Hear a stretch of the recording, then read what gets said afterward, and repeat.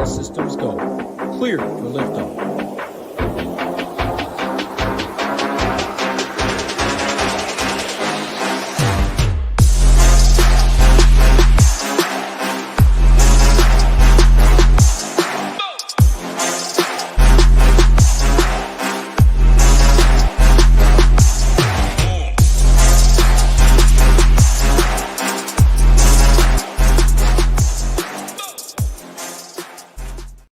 What's up, everyone? Tyler Tamboline here, a.k.a. ToeTagginTambo, back for another edition of the First Look Show. Week 5 ahead here in the NFL. Got my guy, Degenerate75. We're back. Excited to be back here with you, my friend. What's going on? How you doing this week? Doing good. Riding a heater. Doing well at all the sports. Just, you get that false bravado and you win so many sessions in a row, you're never going to lose again. So I'm just going to enjoy it. That's what I'm going to do. Yeah, just stay on the heater. That's the key when you get on it. Never leave. What's the saying? You're the Vegas guy at the craps table. What do they say? I always just say, may the heater never stop, but never leave it. What is it? Never leave the table when you're on a heater. So got to keep it rolling. It's going to be fun. NFL's been fun. I know we didn't have a review show this week, but there was a lot of good stuff going back. Maybe take some of that stuff away into next week's takedown breakdown, but we're here to talk week 5. Going to go through all things, the 10-game slate. So a couple notes. There's a London game. We'll have you covered over at SHIPIT Nation for that. We've got the buys are here this week. So there's teams that aren't playing and are on buys. We'll pull up the stone and look at it. Over on the site, we do have DVP rankings coming back this week. A lot of people love that data, so we'll have that. We always wait through the first 4 weeks to bring that out. We've got the stone updated. It started last week. We'll bring that up in a second with the run pass, the grades, the report cards for each team, the snaps, the targets, the rush attempts, all of those things and more. And then we'll go through the Listener League winner from last week, announce the contest back out again for this week. But is there anything you wanted to cover from last week before we hop into it? Not really. One observation. Did it seem like scoring was up to me? Finally, it seemed like we had some real games getting into the upper 20s and the 30s, and there were some quote unquote more shootout games, which seemed like the first time all year we've kind of seen that. Yeah, and then it carried into last night too. We got the Seattle Detroit back. A lot of members had some success. Hoop shipped over on FanDuel. He loves the Seattle Detroit games. That's where he won his millie the previous year or 2 years ago, and then some members came through last night as well. But hopefully the scoring stays up. We'll see when we get to some of these games. I don't see a ton of huge totals, so Vegas not agreeing with it as much right now, but we'll get there in just a second. Let's go ahead and pull this up then. Let me share my screen while we go through it. We will set it up to share first. Do you want to do the Listener League winner first or to show off the contest? Let's just talk about the contest and about how anytime there's a rake-free contest, it should be the first contest you get into. $5 5 max. So for $25, you can max enter it. And it's the most plus EV money you can ever get because you're not paying any money to DraftKings. You literally only have to beat the other people in the tournament. So how this isn't the first thing you go fill up every Monday or Tuesday whenever Tambo gets the link is beyond me. And it's just got the best payout structure too. Yeah, I agree. Go to follow me on X or go to SHIPIT Nation. Follow us on X and you'll be able to see it there, but it's rake free. 2,500 entries got it up to. Could not make it bigger. It took till Saturday last week to fill it. To DGen's point, I'm not sure why, but when rake free comes out, for some reason people don't go as nuts as they should. I don't think they understand every dollar that goes into the pool gets paid out. You're not paying 10 to 19% rake on this tournament, so you're way ahead just starting here. It's a $5 5 max. You can play 1, you can play up to 5. It's a good way to get after it with your single entry 3 max. If you want to put 5, whatever you're doing, even if you're a 150 maxer, put 5 in this. 1,500 for first. It's 150, 10% of first for 10th to 12th. So really balanced payout structure. You can see there. Shout out to our guy. I saw Jay Steele said almost got that Listener League, came in third. Next time I ship it. So let's just see here and go over to it. We've got the winner from last week. So you guys can go there, follow me, follow us at SHIPIT Nation, get into that tournament. But Dat Dare Franny, this is right up your alley. Dat Dare Franny got the job done with 198.68 points. The Justin Fields lineup. There's our guy, Jay Sizzle. Jay Steele in the chat. He's there. Our guy, Go Collect down there. Lots of members are there, but just to note it, a couple that pointed out that are here in the chat now. But what are your thoughts on the lineup, DJ? We got the Fields Pickens stack to start it off, and then you can see the rest. Yeah, I mean, the skinny Fields is where it's at, right? I don't think you can ever double stack that guy, but skinny stacking him. And then I loved that Houston Jacksonville game. And so I love that he got that secondary correlation there. If he could have had Thomas or Kirk there, I think he easily ships it either way. Played the chalk at the running back, but was different enough elsewhere to have a winning lineup. So who cares? Play the good plays. That's kind of what I've been doing at running back this year. Yeah, this was an interesting week last week because, again, I wish I did the review show. I couldn't travel, things like that. But just a note for people, like the setup would be that last week is going to be a week everybody complains about where, all the chalk just smashed. You had to have Deontay Johnson and Nico Collins and Jordan Mason and the chalk got there. It's true, but it's also the distribution. You still got to look. It's not who you play, it's how you play them. They ended up in a lot of the lineups. They were really good plays for a reason. But if you look, like 7% Justin Fields, 11% Pickens, 10% Kirk on the run back, 4% Shaheed, who again, these didn't show up on Millie Maker winners. You needed closer to 240 or whatever it was. But just to note, like the D wasn't the best D, which a chalk D got there. But there was ways to set it up last week. And you mentioned it. Usually you're skinny stacking. But I think the main Millie Maker winner or the top lineups I saw were like Fields, Pickens, and Freiermuth, who got the job done over Goddard there. And then you were able to move up one more play, like Deontay Johnson fit in here, drop down to the defense and pick up your running back to one better, and you end up having the nuts. But either way, great job to Dat there, Franny. Did you have any other thoughts just on the ownership from last week? I think that people just think that you got to pivot too much. Like if you have two good pivots in your lineup, you can play a lot of chalk and still be different than a lot of people. I played a chalky Stroud. I had a good week, another top 10 in a GPP, playing a chalky ass Stroud stack. And I just played Brian Thomas in there, put one other piece in there. And now you've got two pieces that are a little bit different. When they go off, yes, you're sharing points with some of those chalky pieces, but you're getting different in other places, and you can still move up and compete and win GPPs, even playing some chalky pieces. You don't need 9 pivots.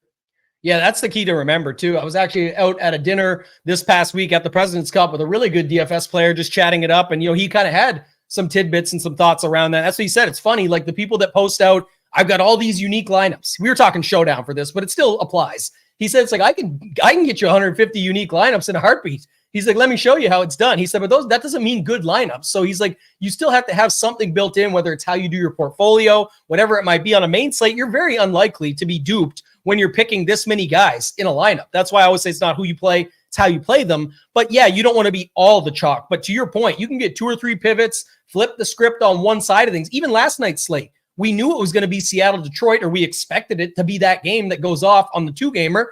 But a lot of people had Achane with Miami, and you needed Pollard and Titans. And it's not like they were unowned. It's just saying that was much less owned than Achane and the Dolphins D to flip it to the Titans and Pollard. It's a quick flip in the very chalky lineup of the other stuff. So it's just little things like that. I will note too, Zach, we always try and help out where we can. I will be doing the show next week and probably every week thereafter. It's just a one-off thing with the President's Cup. If there's a live final in the future, maybe not there for a travel day as well. But just to note it, you can attach this lineup and remind me of this next week when I post the tweet out on X, and just put it there. And I'll review the previous week just to get a look at what you got there, man. Congrats to you. Love to see that stuff when we're posting it out there. So, yeah, someone said I took Bijan when I should have took Brian. The Robinsons last week, they could have worked out. But again, congrats to Dat there for any. Congrats to the rest. If you're not in the tournament, show it off one more time. Go over on X, ToeTagginTambo, or at SHIPIT Nation. You can find it there. 2,500 entries. I think there was like 500-ish.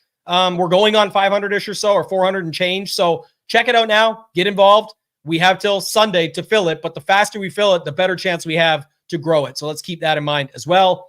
Let's move on. Let's go to this. So 10 games, DGen. First thoughts going into this slate at the 10 games going down from having a lot more games on the slate. Any strategy to that for you? Yeah, so there's only 6 early games, which, kind of changes, me and you, I think a lot more than other people are late swap bros. And the fewer early games you have, the more complicated late swap gets. So I'm just going to really be factoring in how the 6 game, the 6 early games is going to factor in what I'm going to do with late swap, because I'm always trying to leave myself some outs depending on if the early games go well or if they go bad for me. Yeah, and one note, I'm glad you brought that up. It's a good look ahead here. So it's a 6-4 split, which I think you mentioned to me pre-show, but now I just wanted to dig in a little bit deeper on it. So the 4 games, decent one, Giants here with the Seahawks after we saw what Seahawks did last night. A lot of plays people will like in there, still just 5,800. JSN, DK Metcalf at 7K flat, Malik Neighbors. So this could be pretty popular game. Daniel Jones, 5,200. So I could see some big totals there and some ownership going to that one. Packers, I'm not sure here how it's actually going to shake out. Obviously, Jordan Love broke the slate. Last week, you had Tucker Kraft involved, Jaden Reed, Wicks was involved, everybody. So they just went off, but Rams usually get a little bit of love. The big total. It's got like a 48-point total. Yeah, these are big totals. So I'm saying, so for the late swap conversation, here's 50 plus 50.5. Probably not this one. Bo Nix versus Gardner Minshew. Don't think, but hey, we've seen weirder stuff. But I forget what the stat was I read this morning. Bo Nix getting the job done, winning.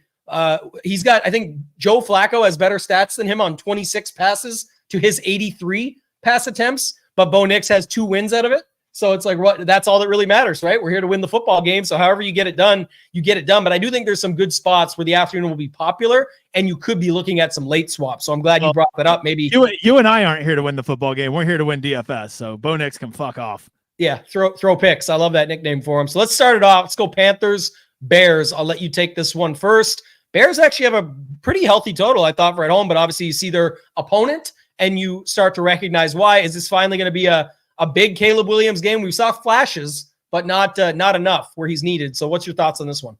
So first of all, if you see down there to the bottom right where it says pace, the Bears are actually running. I mean, they're running an A pace this year. They're running like 60-something plays a game, which is, if you don't understand the importance of plays, just think every time they run an extra play, that's a bigger percentage of chance they're going to get you fantasy points. So yes, the Bears have been very inefficient this year, but if you keep giving Caleb Williams enough plays and he gets up to 35 passes, you're giving him 7 to 8 rushing attempts a game, he's going to go off. And no defense has been more easy to punch through this year than the Panthers. So if there's ever a week we're going to see a Caleb Williams breakout week with the number of plays, the defense, the total, I think this is it. And I think Vegas is already kind of trying to tell you that given the Bears a 23-point total, even though they've looked like shit so far this year, they even see that there could be some potential big game coming from the Bears here. Yeah, and the chat mentioned it here too. We'll get to it later when we get there, but he's already in the building on Monday. Good to roll. So, I mean, he's obviously not good to roll. He had the concussion, but they're hoping, and the news out early, well in advance from yesterday, as they're hoping to have him back for this week. We'll see how it goes, but concussions can get cleared. So we'll wait and see. If he's out, he's out. We'll adjust at that time. But for now, just wanted to note that piece. I agree with you here. Chuba Hubbard continues to show up, another 100-yard game. I was looking at him. Deontay Johnson, basically Andy Dalton being back just sparks. Funny enough, Andy Dalton and Joe Flacco, if you remember, which I'm sure you do, you and I are aging ourselves always, but that's fine. But those two were made fun of for the worst contracts of all time, back to back. It was like around the same time. Flacco had obviously at least had something to prove for his, but Dalton did not. But funny enough, they're the ones that hop back in the league all these years later, looking good. Man, they're coming back. They're doing the job that's required for their team. Again, it doesn't always work out to wins, what we talked about, which is actually their job. But for what we look for, our job is getting the job done for fantasy. It's priced in. It's a salary-based game, $5,400. He's brought these guys alive. A Leggett there, he got involved last week too. He was into the mix. So I could see back. Deontay Johnson should have had 3 touchdowns last week. Like if you watch the game, Dalton just fucking throws the ball to him in the end zone all day long. Yeah. Funny. It's almost like the coaches simplify it when they go to a different quarterback. And it's like, maybe you should just do this all the time and just focus on that and see when you get it to your good receivers. Think about the Kyler to Marvin Harrison bounce back week after they told us Marv Harrison Jr. could only go 16 miles per hour and he was broken to start the season after a very small sample size. Maybe just get him the ball more and see what happens and what he can do with it. And that's kind of what the case has been here. So I don't think I'm going to be, over targeting this game early, just looking at it, but it is at least somewhat interesting. More, some of these guys on the other side getting a little bit more involved too. So I could see picking up a secondary stack in this game more often than going with full stacks, but we'll see how it all shakes out as the week moves on. Let's go to the next one here. AFC North battle. My favorite team, the Ravens, going in to play the Bengals. Thoughts on this one here? We got some pretty healthy totals in this one. Yeah, huge totals. I mean, I like if Derrick Henry is going to keep looking like a god, it makes the Ravens offense nearly unstoppable, right? Like what they did to the Bills kind of shocked me. I thought the Bills had a pretty legit defense and they just ran right through it like it was nothing. Yeah, I actually kind of like the Bengals side of this more. I think the Bengals have got it's like season on the brink for them. Like they really need this game. I think a lot like the Ravens really needed that Bills game. I think the Bengals are going to come out firing. I was all over the T Higgins try to get cute and hope T Higgins would steal it all. And he did outpace Chase and targets and stuff, right? Chase just had the one big touchdown because the Panthers can't fucking tackle. But other than that, I think that a Joe Burrow stack sounds pretty nice here with maybe like a Derrick Henry run back. Maybe the Ravens get ahead and the Bengals are just passing all over the place. I think there's a lot of correlation there. Yeah, at first they said they weren't going to do this, and I know we always talk about the D Hember stuff. He actually even gets better in January over his full career, but usually people say it starts there. That's actually just when it crest 5 yards per carry, which is already insane for his career and averages and things like that. But just in general, 7,800, it's up there a little bit now, and it's a bit scary, but obviously look how good he looks with that ball in hand, and they do seem to want to just pound the rock with him. The cameraman is still getting shook every time, at least once or twice a game, by those handoffs. They've got it down already, and that's sort of been their skill set. And even Justice Hill, he's catching more balls than most running backs and getting it out of the backfield there. They just paid him. I know it's a mini contract, but for a guy like him, it was pretty solid. And they paid him because I think they're going to start using him more, and they have since they paid him. So it really confuses teams. If you remember back to last year, obviously I'm a bit of a homer, but people were saying, why do they keep running Gus Edwards and then J.K. Dobbins and then this guy? It's like, it's too confusing. I'm like, it's confusing for the defense. It hurts us in fantasy, but it's confusing for the defense. It keeps them on the field tired, and then they got to see about Derrick Henry running through them. That's a problem. So it's already started early. I think they're going to continue to roll with it. Really tough to trust these pass catchers, even with discounted prices, because just not getting them the ball enough. Mark Andrews is officially a blocker. R.I.P. Mark Andrews. I forget what somebody posted, but like maybe they can move him before the break or something before it's time, because that it might just be the plan at this point, because it's just not really necessary. Now, he did block 2 of those touchdowns last week. He was in with a nice block for us. So I don't know, maybe it's just what he's been relegated to. And since the car accident and all that, it's all just narrative based and just out there, freewheeling it with thoughts. But I don't hate your thoughts on the other side. And you are going to want pieces from this game. So like you said, if it's Jamar Chase, Joe Burrow, run it back on the other side. I definitely think this is an interesting spot. You could see a guy like Gesicki get more involved against the Ravens defense, the way they play. So I definitely think there's opportunity here on both sides. And even Zach Moss, Chase Brown, those guys were getting involved. So just stacking this game up is going to be more of a priority. I know we're only 2 games in, but remember, there's only 10 games on the entire slate. Anything else there? Yeah, the problem with Chase Brown is like he had a good week last week, and I think that just muddies the water even more in the Bengals backfield. It really feels like they're moving towards a true 50-50 backfield there, which is fine, but I don't want to pay $6,000 for a 50-50 running back. Yeah, I was just going to say the same. We didn't talk a lot about this, Breves. You mentioned it, but just a note of like that one being another one that people just wrote this guy off after a few games, and then bang, goes out and has a good one. Could he do it again? Sure. I'm just saying that's a tough one. This one too. I love Aubrey's Gems. I was waiting. There's probably going to be a few of these today where he just checks the notes and, I remember. Guy fucking sucks. So I'm excited for that. Who else here? The Ravens. Butto wants me to comment on this. Sin numero uno. I do appreciate you, though. But, yeah, I've always been a Ravens fan. That's been known. And our guy Scary Creations comes through, and that's kind of true, too. A lot of athletes out there that are just good all around, good at everything they do, versus Flacco, Dalton, and even Baker. Your boy Baker Mayfield just standing in there last week chucking seeds. So love to see that. But I think this game we just talked about is going to be one we're targeting, as will many others. Let's talk about this next one here. It's also got pretty good total here. This is Bills at the Texans. Thoughts on this one? I like it. Every time I see the Texans at home, I'm always pretty interested, especially after CJ Stroud kind of got me there last week. I'm kind of feeling him.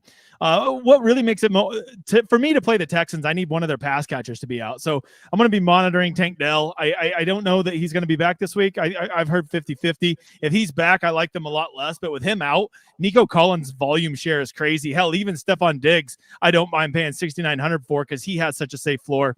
As far as the Bills go, anytime I see Josh Allen under $8,000 in a competitive game, I'm always kind of interested. But the problem with him is he's got to be like the most impossibly him and Lamar are just impossibly hard to stack because you just never know who's going to get there with him. And so you're kind of left with a skinny stack and you're left just guessing and you don't like any of your guesses. So that's my problem with Josh Allen right now. Yeah, and just like another guy too, who I had to remind people of today, #NeverMahomes, 3 for 71 now on Millie Makers, and Scott Barrett, who puts out a ton of good stats over at Fantasy Points. He had the one on his real life stuff too. It's just has not been there for the points scored that you need. And we play a salary game. And these guys, it's not that they're not the best real life quarterbacks. They are. At Lamar MVP, Patrick Mahomes Super Bowl MVP, Josh Allen underperforming for what people think he should be doing, and obviously very good. And it's just a note of, even with legs on a guy like Josh Allen, the way he can run it, it's hard to get the stack right. And then what does the stack cost? And how many of the guys are healthy and in? And all of that. You see their box scores, and there is 10 dudes in the receiving column, 4 in the rushing column, including him. It's just really tough to get it right. So I hear that. Maybe stack them up with one guy or something and try and pick right. And look at the stone here. When you look at snap percentages for his wide receiver, not one wide receiver is out there over 65% of the time.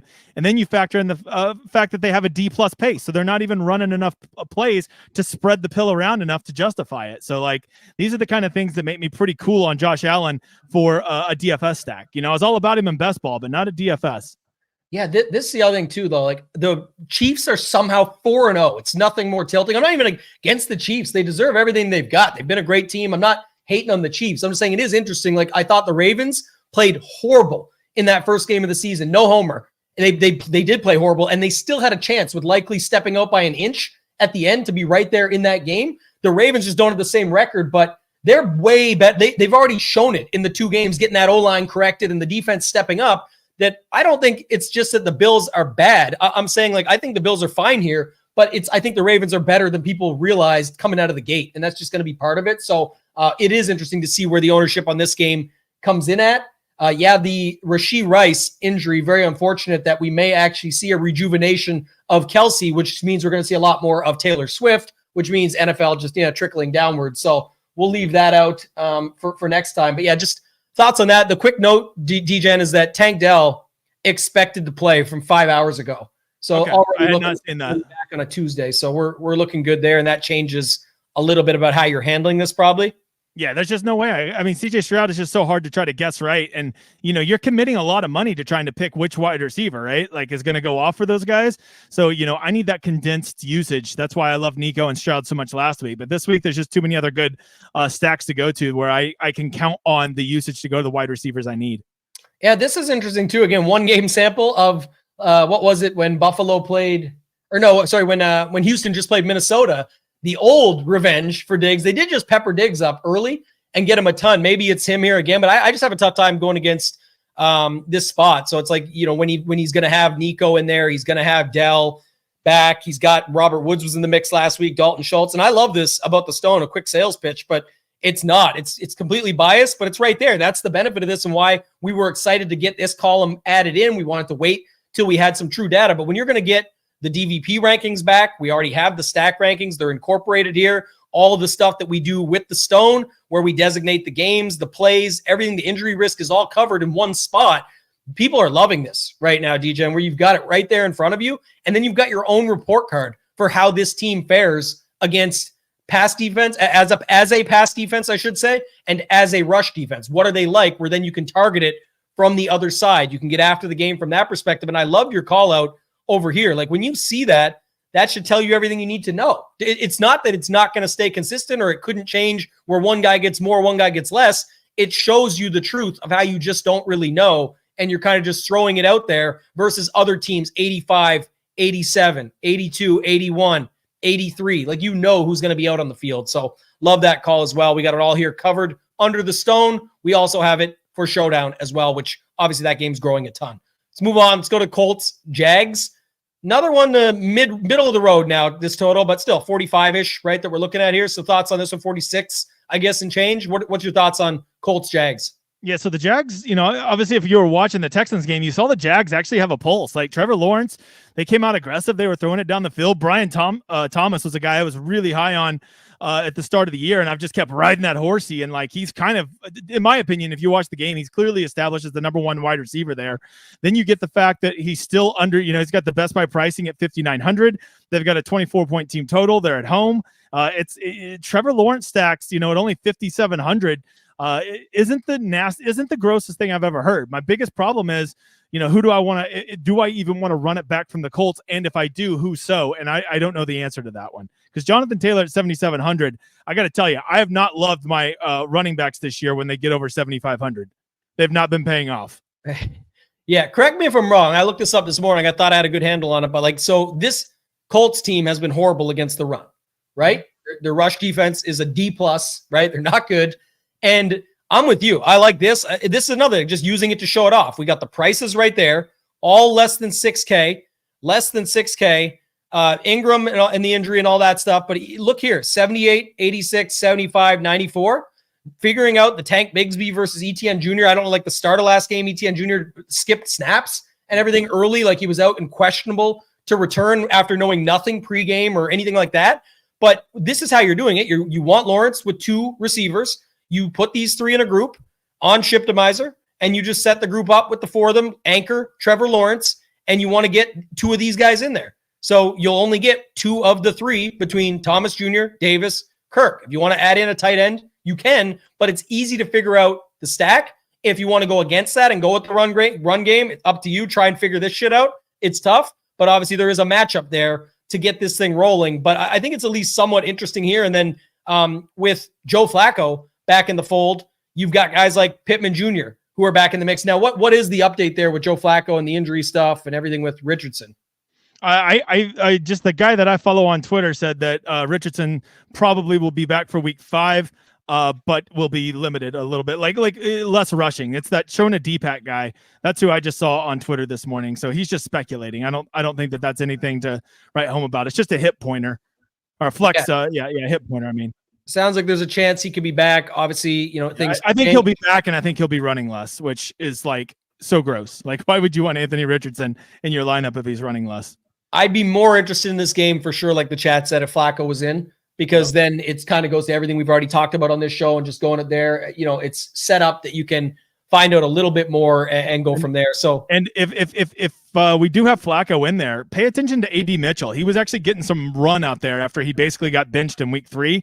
Once they put Flacco back out there, AD Mitchell was getting peppered with some targets, I noticed, after getting benched. And he got Downs into the mix too. So that's actually funny. If you feel good about Brian Thomas Jr., and it was, again, I know it's all speculation, but that's the point of a first look show. We're trying to, go through with what the information that we have. It does look like he'll play, but I mean, the 18 hours ago, it said there's a chance he could sit. So it's like, you just got to look at what plays out. But obviously Pittman, AD Mitchell, Downs, that's kind of where I'd be interested. And you set it up with you want two guys for me with Flacco. And so you're going to put two of those three in and you're good to roll. Pierce kind of gets the one that gets left out in that mix, but yeah. All right. Anything else on that one? If not, we'll go to the next game is Dolphins, Patriots. This is where it first gets ugly for this slate. Yeah, it's pretty gross. I don't know what you want me to say. I feel like both these teams, outside of probably Ramondre Stevenson, are almost unplayable for me. I guess you could always play Devin Achane against the Patriots, but man, the Dolphins offense is so bad. It's hard for him. Devin Achane does so well because he was getting in space in an electric offense, but now that their offense is kind of a dumpster fire, he's not near as electric, is he? Yeah, that's the stat I read this morning too was one on Tyreek Hill was 3 games now under wide receiver 50, right? The setup, which is, all lines up with the Tua injury and whatnot. Obviously we update this as the week goes on. It's just the original shell of the players that load, but just to say it, with no Tua, it's been a disaster for them as a whole. And then the other one I read this morning about Achane was he's on his career. Now, he's like a 50-50 split, boom bust. He's like literally the definition of boom bust in fantasy football. It's 50% of the games are boom, 50% are bust. That's what's going to happen, and you're going to see here. So I'm not sure what they're doing and what they're figuring out, but obviously some stuff to look at. But again, you're going up against what's been a good rush D so far. So anybody on this game that, either side that you would want to point out beyond that? I would like to hear his boom bust when Tua's out, because I guarantee you it's way more bust than it is boom. Probably true as well. Yeah, that's funny. It's crazy. Like BHJ says, it's hard to believe that Tua makes the Dolphins so much better. Interesting nonetheless, but it has been bad for them anytime he's out. Yep. And then, Ramondre Stevenson, he still has those games where he can get you 100 yards and fall into the box. But man, $6,000, I just feel like I don't know. This is one of the few games they could actually be playing ahead. Maybe him paired up with the Patriots defense at 2,900 could be not the worst. I just trying to brainstorm a way to get into this game if you want to get different. Yeah, definitely a possibility. That's almost the only thing I ever do with the Patriots, and I do pair them. They have had a bit of correlation where you can look at that stuff on things. And so here, just really tough. Same, the receivers, you're just playing roulette. The other side, it's just been so bad with no Tua. So yeah, I just move on. We can go to the next game. This one was one we were talking about earlier, pre-show. And so now do it live. We'll get your thoughts on this one. Commanders, Browns. I said pre-show, just so people know what I was mentioning there, is Jaden Daniels, and you agreed. Like, there's nobody's getting away from him at this point. Like, some people are talking about MVP bets now. Again, that's a long shot, but it's like literally how much he means to the team. If you want to go that route, I couldn't see it, but I get where people are mentioning it. But I don't know if, like, Terry McLaurin at 6,100, Zach Ertz 38, people have not been into the Amari Cooper stuff or anything on this side. So, okay, total, like middle of the pack. But if Jaden Daniels is popular, is that the only play here, or how are you seeing this game shape out? I mean, you could try to clever and try to get him in there with Noah Brown or something. I mean, Noah Brown does usually get one deep target a game. He has been, you look over here on the stone, it says 39% snap share, but that's looking at the whole year. That's a number that's going up every single week. So I think Noah Brown's kind of getting out there and could emerge as the second wide receiver for the Commanders. And let's face it, Jaden Daniels is going to get played. I would be shocked if he is not the highest owned quarterback this week at DFS. So the key is, how can I play him and play him different than everybody else? And maybe that's a skinny stack with Noah Brown or something like that, because Terry McLaurin getting over 6,000, it's a little concerning based on his production. And then Zach Ertz at 3,800 is just the gift that keeps on fucking you. So I would not keep going there. That might be my new favorite, because yeah. how's he going to say gift here? But then you really wrap that one up at the end. So love that. Shout out to our guy Kenny. Good week to have a good week. Definitely is. Happy to be back. Go Collect says the O-line is just terrible. Just going back to the last, getting everybody injured. And then, Jay Steele brings it up to his fast release, man. He was able to mask the O-line deficiencies. So, we'll get to that stuff, I'm sure, at some point. Devontae Adams, people wonder if he'll even play another snap for these Raiders. We're going to that game in a minute anyway. Plus, are we sure Amari Cooper's not going to be with the Chiefs by the end of this week? Yeah, that's a good question. That no Rashi, you got to think they're going to do something with Rice. Is that official yet? I know it was ACL they were talking about, but I'm still hearing rumors it could just be 2 to 4 weeks. So like they haven't officially put him out for the season yet. I think he's getting a second opinion was last I read. The craziest, I know it's like a championship team, so this is part of their makeup and their mentality, but how quick these dudes I know you have to, but it just sounds bad to say this way, like they write it off, right? The injury, the for Patrick, don't worry, we got guys who can cover him off. And Andy Reid, we're confident we'll be able to take care of that. We don't almost like we don't need him, but we're good, even though he's been a huge part of the offense. But they're happy to move on to the next thing and see what happens. So I guess we'll see where that goes. But we'll get to the Chiefs at another time. Right now, I don't have anything to add on that game. I was going to say it is interesting. Like the reason people are putting some Deshaun Watson into their lineups is because of price. We've seen it the last couple of weeks. It's a small percentage, but he's at least taking some of that rake, if you will, for some of that stuff. But if you look, it's, Judy, Cooper, Moore, and then Akins obviously has been filling in for Njoku. But just to look at those snap share, look at the targets. It is there. It's just he can't seem to get him the ball and make it happen. Obviously, the one good game for Cooper there. Look at that pace too. They run a ton of plays, and when you go over and look at the pass defense for the Commanders, one of the worst in the league. So there's a lot of things pointing that if Deshaun Watson could ever quit being a loser piece of shit, this might be the week. Right. And again, right away, they've got us. I mean, nobody misses a beat more than our guy, Kyle, never Watson. But I will say this, though. I don't think people factor that in enough. Do we think he's a terrible play? And, people hear you say that and they'll say, all right, then why would you ever put your money on it? Because we're building out a portfolio. If you're playing enough lineups, and that's the whole point of having the portfolio, it's hard. Again, when you look at just watching the tape or whoever those bros do and look at that stuff, I get it. But when you have stuff lining up, prices, snaps, targets, pace on both sides of the ball, a good matchup, 21 points to 20. I mean, you've got it all there. I'm willing to always put some of my portfolio on something that can line up like this for the what if, because it's not how often you're right. It's how much you get paid off when you are right. And we know not everybody wants to line up for that. So we'll see if this week is different when ownership comes out and we fill this with the projections, the ownership, the optimal, the leverage, all that stuff's going to get filled in. But I think people do need to think from that perspective, at least is somewhat interesting. So to move on, let's go to these afternoon games. There's 4, but Raiders at the Broncos is the first one. And Gardner Minshew, the second, versus Bo Nix. Anything to say at all here? Yeah, let's move on to the next game. That's what I got. That's my hot take. Or is Devontae Adams going to make it through the week? I guess it would be the real talking point here. Yeah, what's the thought process there? Like a lot of people I saw something on Twitter that the coach says he's not playing another snap for the Raiders. I don't know if that was real or that was just somebody on Twitter being dumbassery. But Pierce apparently said Devontae Adams is not playing another snap. I read it just scrolling through as I was sitting on the shitter. Yeah, that's what I'm waiting to see that too. That's probably the only talking point. So we'll see. Chiefs got Juju. They're good. Tyreek going back to the Chiefs. Do you see? There was the Tyreek yelling at McDaniels there and going after him. So we'll see. Who's the other thing here? Giants have a plethora of receivers.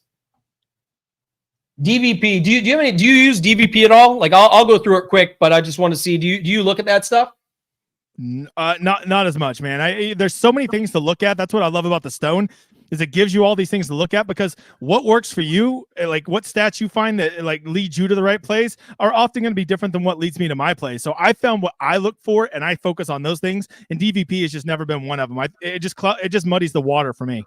Yeah, I'm not as high on the matchup stuff. I know people love it. It's one of their favorite things to look at. I definitely factor it in. It's a piece of the puzzle. We talk about this a ton over at SHIPIT Nation, but this is an open free show, so everybody listening can just hear it. I guess the point is that I'm with you. I'm looking more at everything that's here to try and line it up, and then I have stack rankings, I have totals, I have pace now, I have everything that I need to kind of make some of these decisions.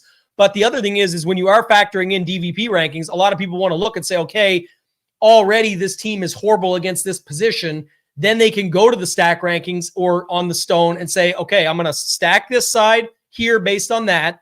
Then I'm going to go to another team where maybe everyone's on the passing stack, but in the DVP rankings, they see that they're actually also really bad against the rush. So you can use it to find a leverage piece there. But really, it's just another place to get all the information in one spot for how the matchups shake out. So use that as you see fit. Commanders defense, check notes. Yeah, there. They found another one for you, DGen. So got that one.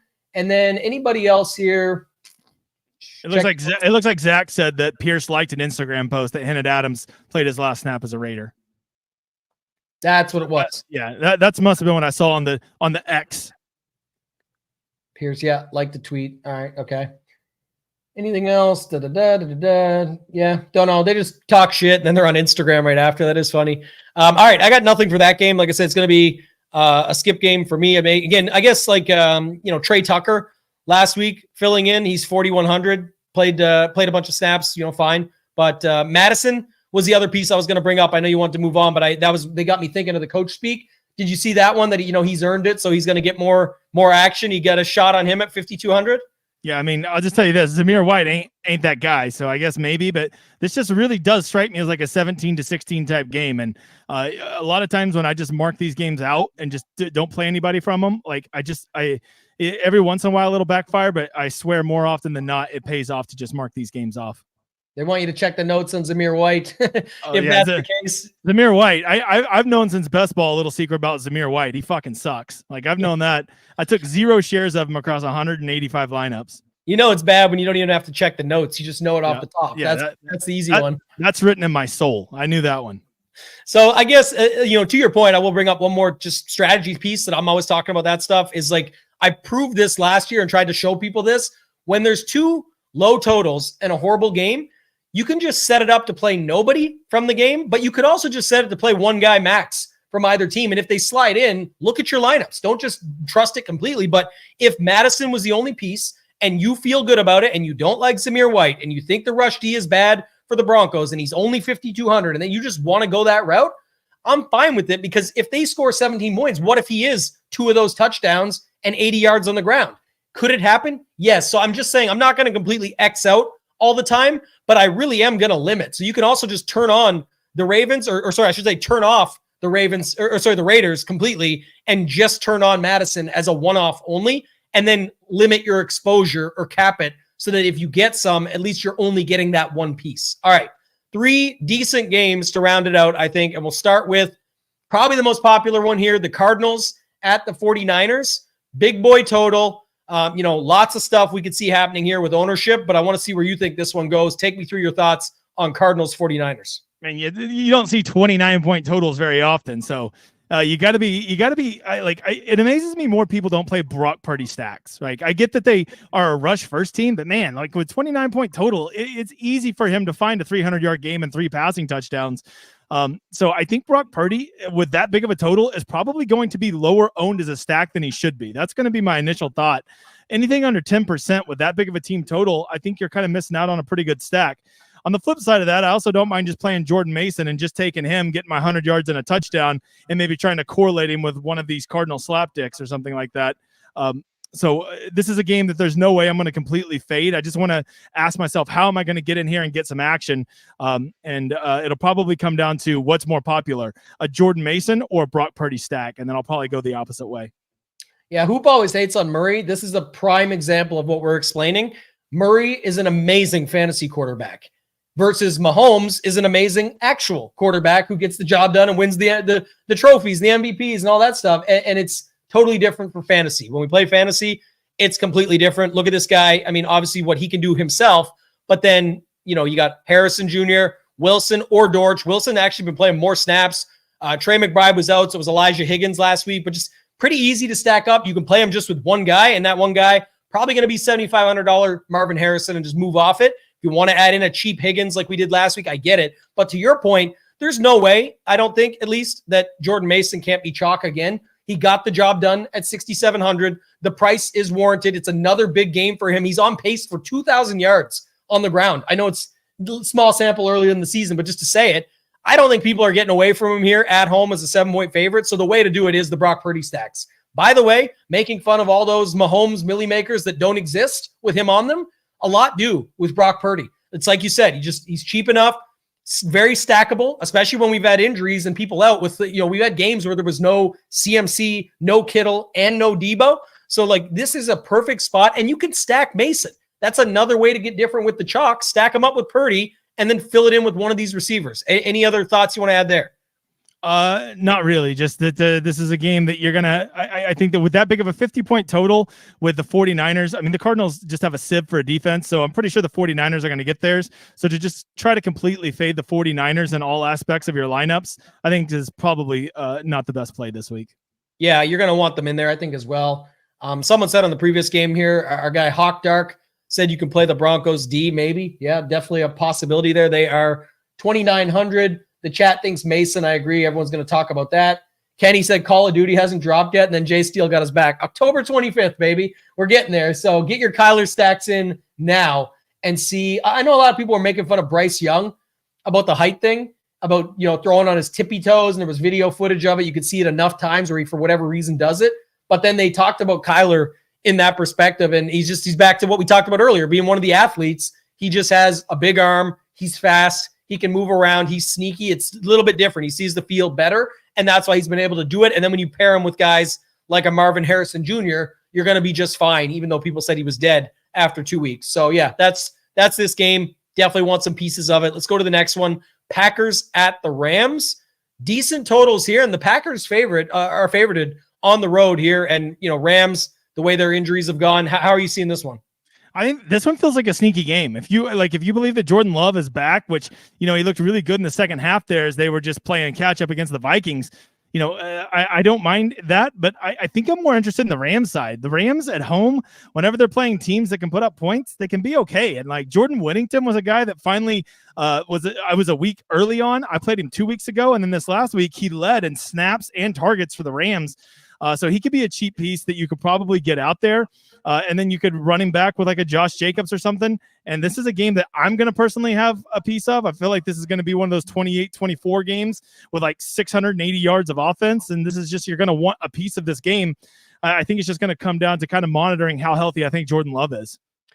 Yeah, so some interesting stuff on this. Do you have an injury update on him right now? After, I think he was fine, but just he's going to probably play. He's just going to be a little limited again. I think the bigger one is Christian Watson still fighting hamstring issues, which really opens up Wicks, Dobbs, and Reed, in my opinion. Yeah, up and down. They said up and down. Yeah, I thought he played pretty good, but just the stat, he said just obviously hoping to heal and continue to get better. Obviously played last week and it was fine, but this is an interesting spot for me. And this is the other thing too. DVP is a cross check we talked about earlier, but it's also right here for the matchup stuff. That's kind of the main matchup we're focused on. And their pass defense is horrible. People just saw Love connect with Reed and Wicks and now maybe a Watson. So I'm not going to go away from that. And even Kraft, by the way, was in the mix. Look how cheap.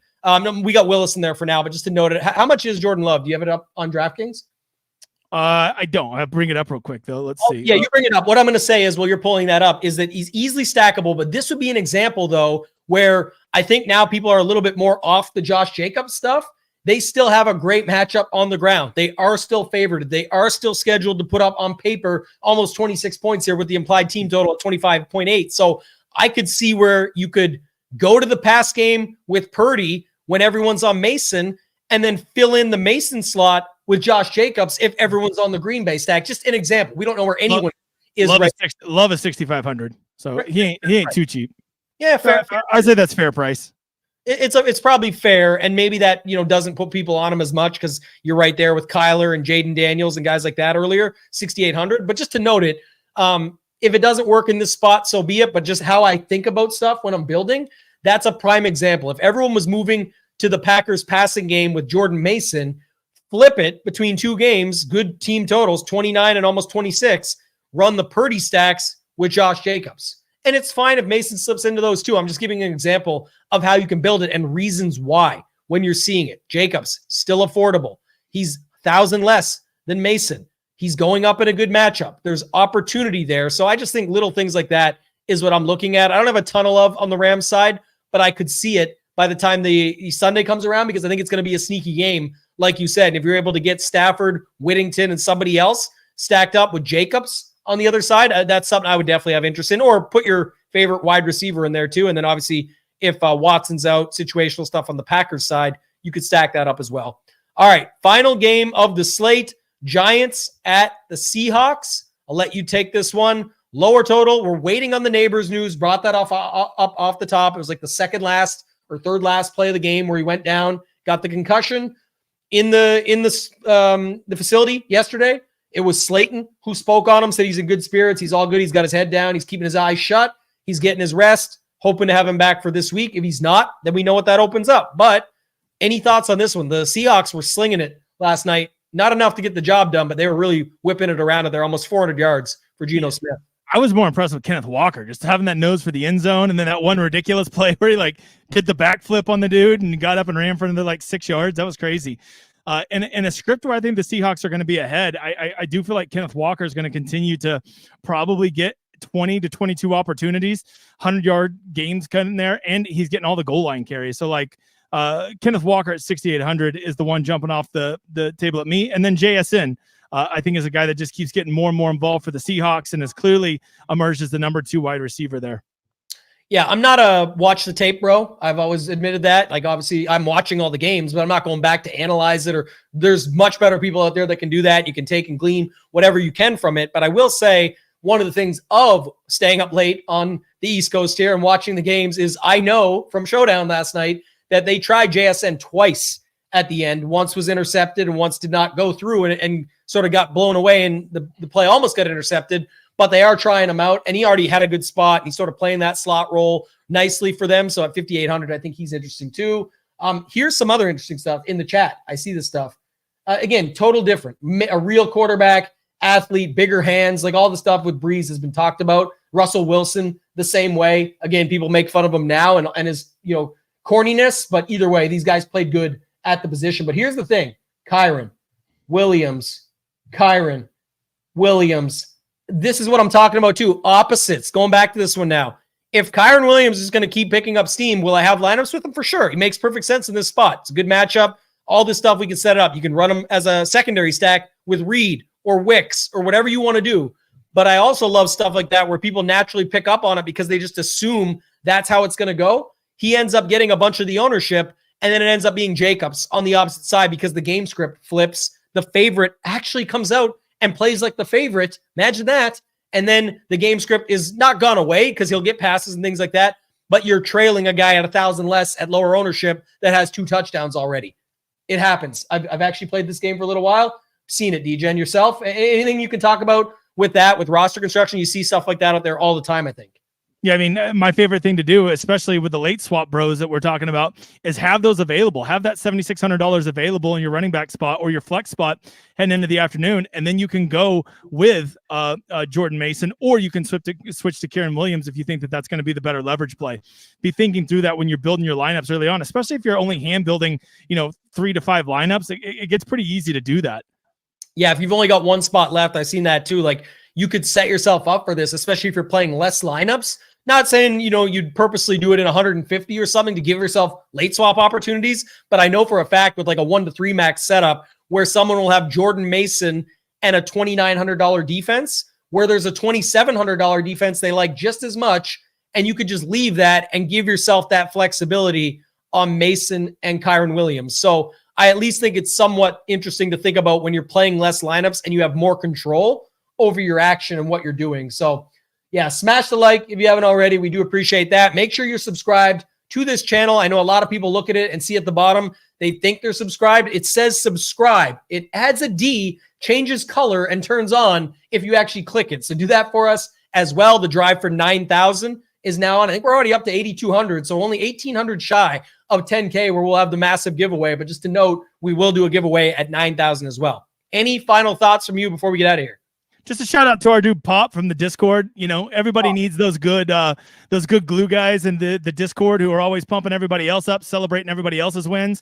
You know, he got a 35-1 ROI last night or yesterday playing. You love to see the good guys getting one, just, you know, not being a whiny bitch and being discouraged when others hit, but just knowing that if you trust your process, you do things right, your time to come is gonna come too. And to celebrate others in the meantime, that's what we're about at SHIPIT. So pumped to see him win. What was that? Like almost $4,000. So congrats to Pop.